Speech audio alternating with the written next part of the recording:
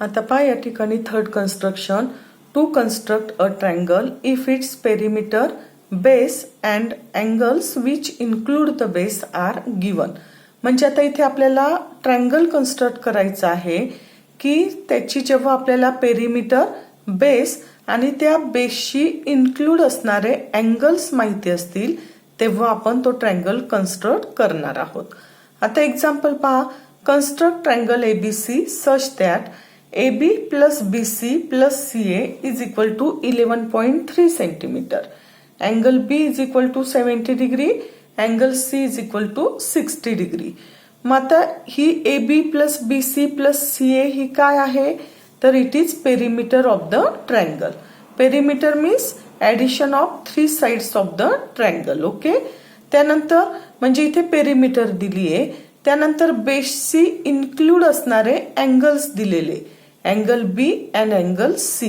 B is equal to 70 degree and angle C is equal to 60 degree. आणि एवढी माहिती दिलेली असताना ट्रायंगल कसा कन्स्ट्रक्ट करायचा ते आपण लर्न करणार आहोत.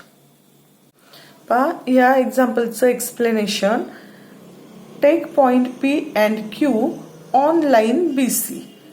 मग आता BC वरती आपण P आणि Q हे पॉइंट कसे घेतले तर length of PQ is equal to 11.3 centimetre. ह्या PQ ची लेंथ किती असेल 11.3 सेंटीमीटर असेल, की जी कुणा एवढी असेल perimeter of the triangle, that means AB plus BC plus AC which is equal to 11.3 centimetre.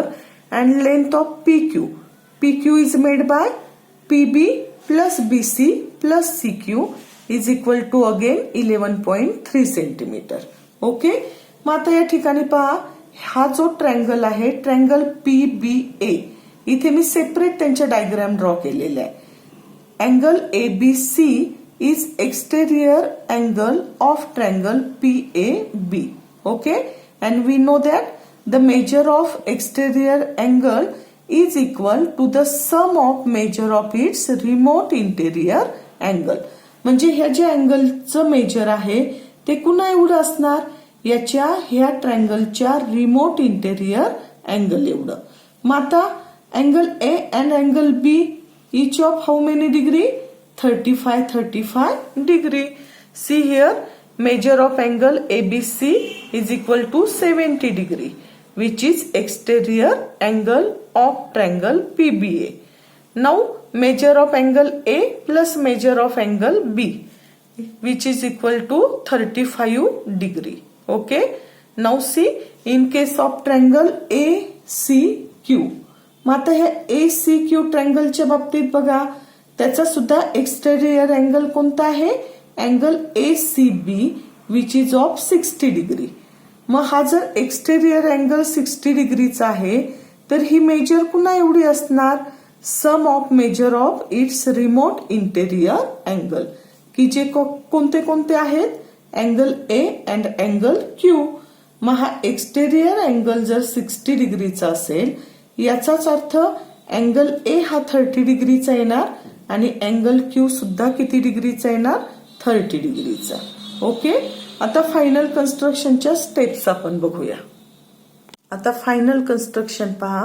सुरुवातीला आपण PQ हा 11.3 सेंटीमीटरचा लेंथ असणारा सेगमेंट ड्रॉ करून घेऊ.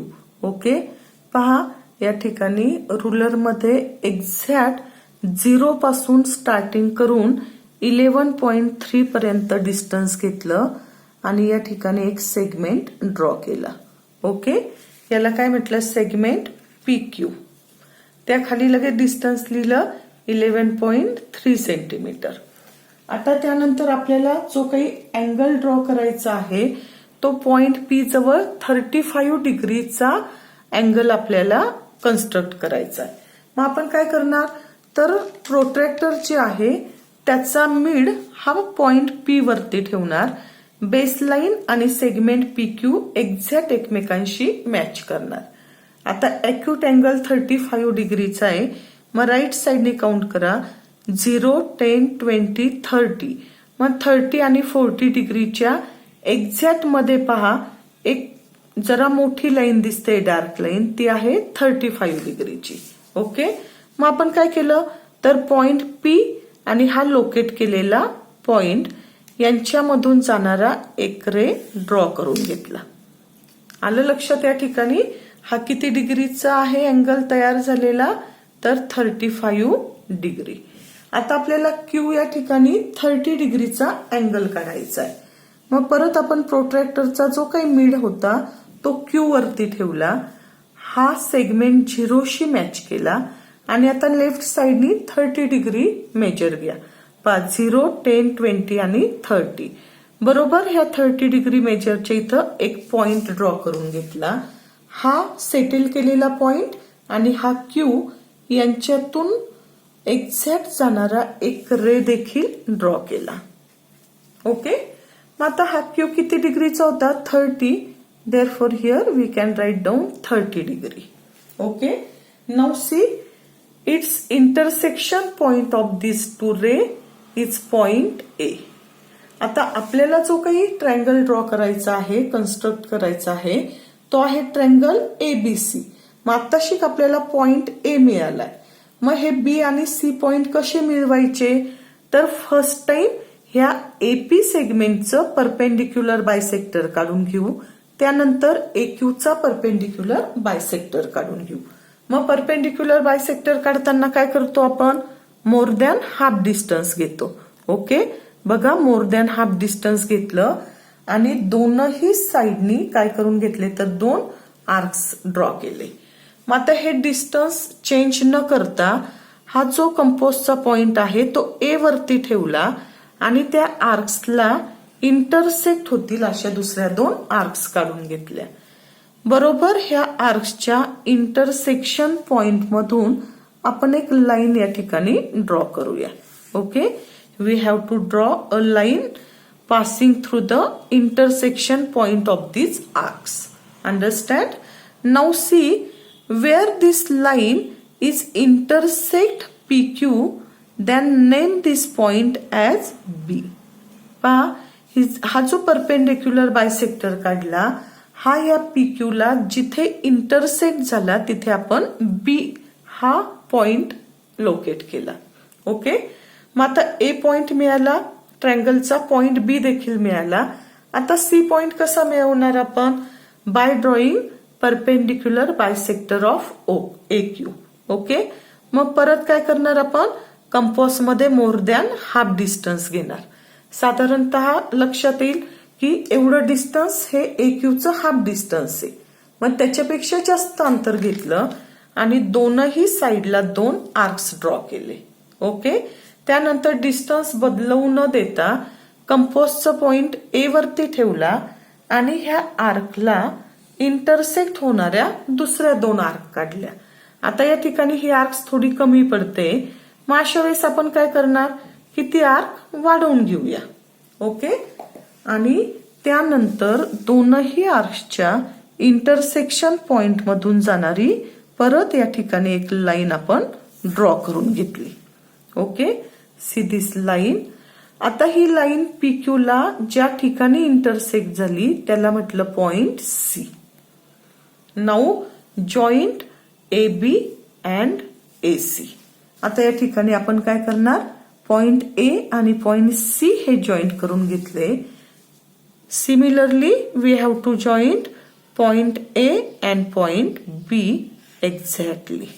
Okay, now see this is our triangle ABC. Now check whether angle B is of 70 degree and angle C is of 60 degree. मग आता automatic हा जो B अँगल आहे हा 70 डिग्रीचा असेल. का बरं, कारण की P आणि A हे 35 डिग्रीचे रिमोट इंटेरियर अँगल आहे. ABC हा एक्सटेरियर अँगल झाला या ट्रायंगलचा. म्हणजे याचं सम काय येणार 35 म्हणजे हा ऑटोमॅटिकली 70 डिग्रीचा येईल. फक्त आपण हे चेक करून पाहूया. बघा आपण जो काही याचा मिड पॉइंट आहे प्रोट्रॅक्टरचा तो एक्झॅक्ट कुठे ठेवला तर B वरती ठेवला. ओके, पहा एक्झॅक्ट कुठे ठेवणार आपण B वरती ठेवणार. त्यानंतर खालच्या दोन्ही लाईन सुद्धा काय करून घ्यायच्या मॅच करून घ्यायच्या. आणि मग आता काउंट करूया. 0 0 10 20 30 40 50 60 आणि बरोबर 70 ला काय आलेलं आहे पॉइंट ए. ओके, म्हणजे याचं हे मेजर 70 डिग्री. त्याचप्रमाणे इथे अँगल सी जो आहे तो 60 डिग्रीचा आहे किंवा नाही हे आपण लगेच या ठिकाणी मोजूया.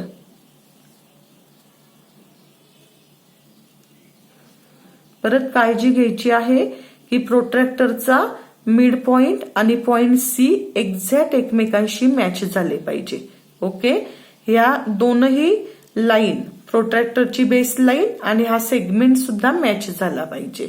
ओके, मग आता पहा या ठिकाणी किती डिग्रीचा हवा हा अँगल 60 डिग्रीचा. 0 10 20 30 40 50 आणि एक्झॅक्ट किती चाललेला आहे 60 डिग्रीचा. Okay, see this angle is of 60 degree. जरी तुम्ही इथे या ठिकाणी हे थोड्याशा लाईन्स वाढवल्या तरी देखील चालणार आहे. अंडरस्टँड.